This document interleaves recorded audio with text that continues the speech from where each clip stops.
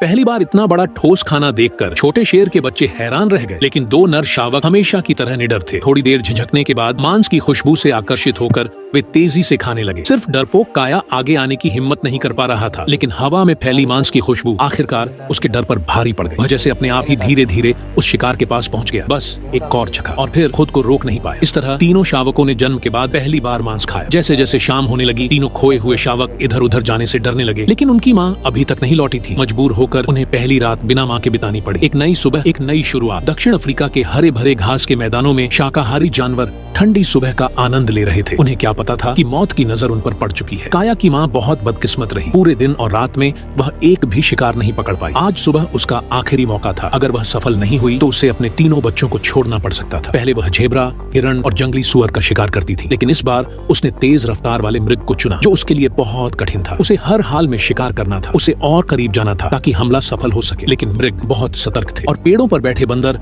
हर खतरे पर नजर रखे हुए थे। उनकी चेतावनी के कारण शिकार पहले ही भाग गया और शेरनी का प्रयास असफल हो गया। वह काफी समय से अपने बच्चों से दूर थी और उन्हें खतरा हो सकता था, इसलिए भूखी होने के बावजूद उसे तुरंत लौटना पड़ा। वह पहले कभी रात भर बच्चों से दूर नहीं रही थी। इस बार वह बहुत चिंतित और डरी हुई थी। जब वह वापस आई तो बच्चों ने उसका स्वागत नहीं किया। उसने कई बार पुकारा, लेकिन कोई जवाब नहीं मिला। खाली मान को देखकर उसका डर और बढ़ गया। सबसे बुरी बात यह थी कि उसे वहाँ तेंदुए की गंध भी आई। वह तुरंत बच्चों को खोजने निकल पड़ी। कुछ दूर जाकर उसे बच्चों की गंध मिली और उसने पुकारना शुरू किया। जब उसे हल्की सी आवाज सुनाई दी तो उसने राहत की सांस ली। फिर दो शावक झाड़ियों से निकलकर उसकी ओर दौड़े और उससे लिपट गए, लेकिन तीसरा काया अब भी नहीं दिख रहा था। शेर की दहाड़ कई किलोमीटर दूर तक जाती है और थोड़ी दूरी पर काया ने भी अपनी माँ की आवाज का जवाब दिया। सावधानी से खतरा न होने की पुष्टि करके वह धीरे धीरे बाहर आया। एक दिन और रात के बाद चारों का परिवार फिर से मिल गया। भूखे होने के बावजूद उनकी खुशी साफ झलक रही थी, लेकिन वह जगह तेंदुए का इलाका थी जो बच्चों के लिए खतरनाक था, इसलिए उन्हें वहां से जाना पड़ा। अब उनकी यात्रा शुरू हुई, एक सुरक्षित स्थान की ओर। पहली बार उन्होंने अपनी दुनिया को मांस से बाहर देखा। काया तो जैसे पहली बार शहर आया बच्चा था, हर चीज देखकर हैरान हो रहा था। रास्ते में छोटी सी आवाज भी उसे डरा देती थी और वह हमेशा अपनी माँ के पास ही रहता था। उसके दोनों भाई मस्ती में आगे निकल जाते, लेकिन काया